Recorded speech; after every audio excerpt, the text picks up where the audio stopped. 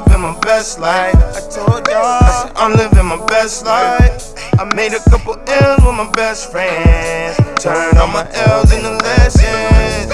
You see the whip pulling up, it's like skirt. Dreams pulling up, it's like skirt. Where are you going? Somebody's being stubborn. Okay, so happy Sunday, Repti family. So today I decided to do a video to talk about two things. One, why I love Retic so much. And the other is why I know that reptiles are perfect for children with special needs. How do I know? In this video today is my son, Michael. Michael actually is 23 years old and he'll be 24 in August. August 15th, actually. He shares birthdays with Nipsey, who is one of my favorite rappers. And we're sitting here with Hefe and Mystical, which are two of our reticulated pythons. And as you can see, Hefe is constantly busy. I want to see how long we can keep him in the video. But I wanted to talk about why I have such a love for reticulated pythons. This is 2 of our 5 currently, and I actually just placed order for number 6 retic, which will be total 14 snakes, but 6 retics. It's okay.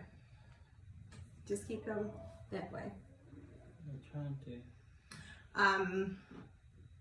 And we actually have multiple reptiles. I'm not going to talk about that, but today we're talking specifically about the reticulated python and why I love them and why I feel that these animals are great for children with special needs. Not just the reticulated pythons, but reptiles in general.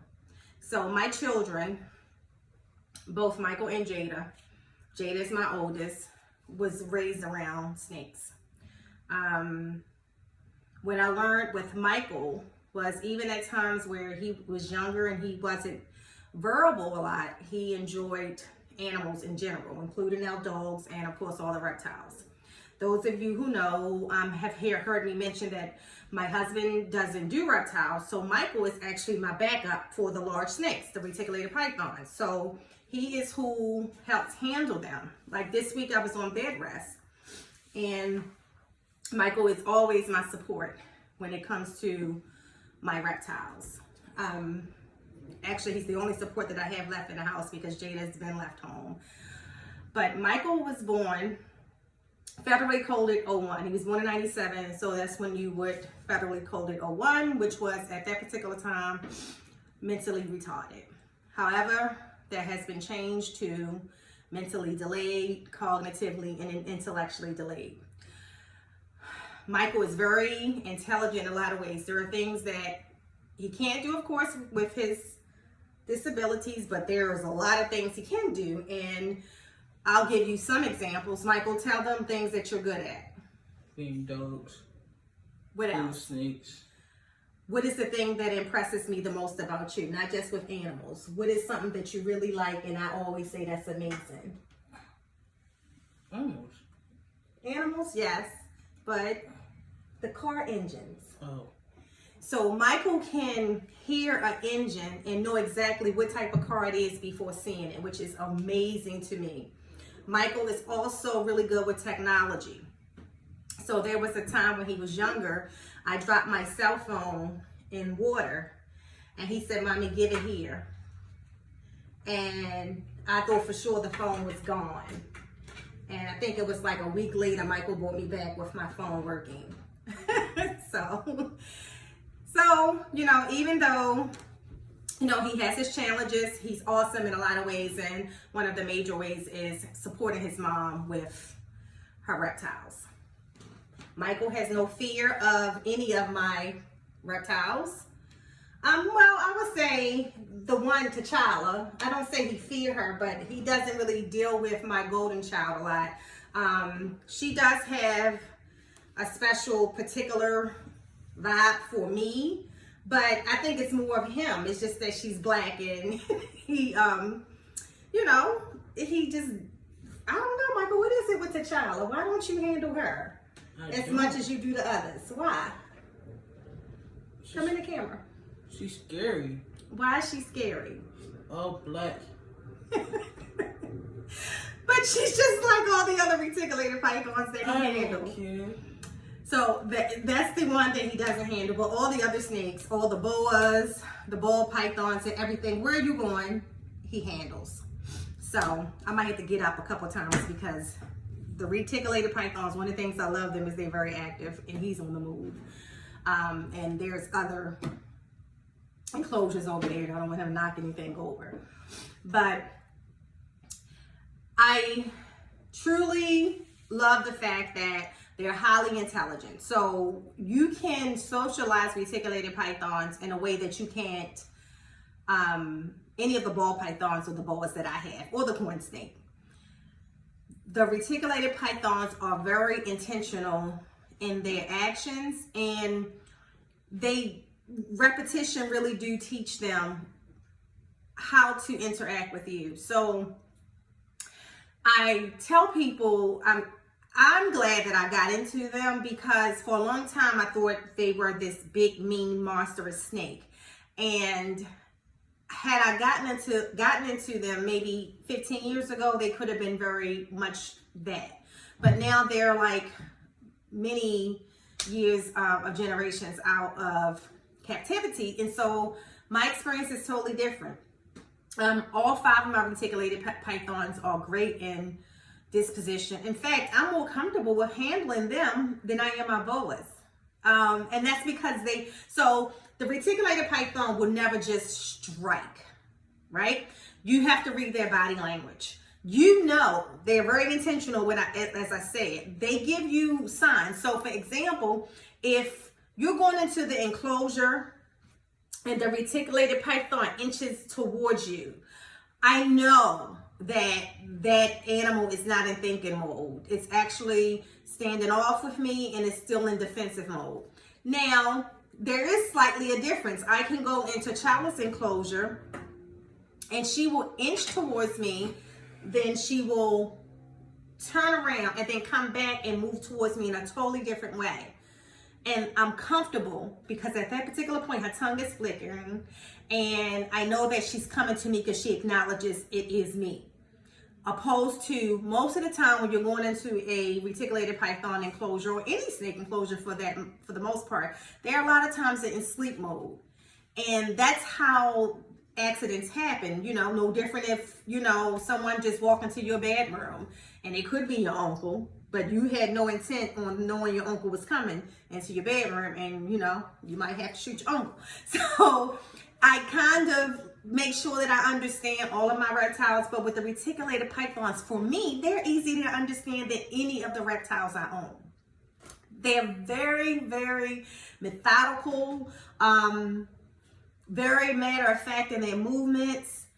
And when they're out, they just want to engage. I love the fact that they like to engage. And I think that they're really great for Michael and others with special needs because it helps them focus. You have to focus when you're handling reticulated pythons. You have to be very alert because they are on point and quick in their movements. I can blink and this snake could be in another room and I want to make sure that it doesn't enter the room where maybe my water monitor is, because they can knock stuff over, or where one of the dogs is. So they're very intentional in their movements. I would also say that they aren't, so I've never experienced any of mine being aggressive. I have experienced T'Challa when she was young. The one time I ever saw T'Challa actually snap, and it wasn't at me. It was very much a defensive, intentional snap. But even then, she was my first reticulated python. I remember the position she took before she actually did the strike. I had gave her a bath for the very first time, which she was fine with being in the water. But then I went and I took the lid and went to put the lid on top of the tub she was in. And when she saw the lid coming, she came around, and then when I put the lid down, she struck at the lid. So I just never put the lid on again when I gave her a bath. She loves baths. She's the one that you guys have seen videos that she'll come out and she'll get in the tub on her own. So will Hefe. And then come back out on her own and go back into her enclosure on her own. Very intelligent animals. That is what I love about them so much. And the fact that I think out of all the reptiles we own, the reticulated pythons even give Michael, who's a master of dealing with all of my animals, including the Rottweiler. Him and the Rottweiler actually share rooms together now. Because the Rottweiler has, fallen less in love with me, which he's, he loves me, but he really taken a liking to Michael because Michael handles him a lot when we're at work and things like that. So, Michael, what would you say that you like about the snakes? Or all the reptiles? Only one I like snakes. I don't like spiders. Okay, so yeah, I had the tarantulas, and he makes that clear. He doesn't like the tarantulas. And I kill. Hold on. Oh, there he goes. I'm looking for that. What do you love about the snakes? The patterns. So he likes the patterns. What else? I like that one you order. The cow. So he likes the cow retics. That's the one that we just ordered. So yeah. So I just wanted to kind of have that conversation specifically on, reticulated pythons are great animals. Now, are they for everybody? No. If you're a person who cannot get past the fact that it's going to be a massive snake and you're going to always fear that, excuse me, guys. I got to make sure. Okay, he's actually going into the other room, but he's on the floor, so that's fine. But if you are a person who can't get past the fact that it can potentially be a 15-foot, 20-foot snake, and you will always fear, because you have to flow with them. You can't show any form of hesitation, because when you start to hesitate with the reticulated python, in their mind, they're thinking, what's up? And they become defensive. When you flow with them, as Michael's doing now, as you can see, he's moving. He's going to constantly move, and they're not going to stay still. They're not like a ball python. They're going to constantly move, constantly be curious, just constantly. It doesn't stop. It's rare times that you will see them pause, and especially if it's something they smell or have scented, you'll see them pause and kind of sit there and kind of flicker their tongue at it, try to figure it out. But very seldom will you see them just totally stand still, especially when you're holding them. Every now and then you might see them grab a position that they get very comfortable with and kind of, go into sleep mode. But even then, when they're out, you want to make sure that you take them out of sleep mode. So I always, if he was real still right now, I would touch him on his back to get his tongue flickering again before I would just pick him up. You don't want to just go to a reticulated python who's in sleep mode and pick him up, because, they can go into defensive mode really quick. So I just wanted to share that. For people who have children with special needs, me and Michael are very transparent about it. We're so proud of who he's become as a man, and he's everything to me as a son, and our entire family. He's very supportive to my husband, his nieces, his nephews, and this whole reptile journey that I have, I wouldn't be able to do it without him. So thank you, Michael. And that's it for today.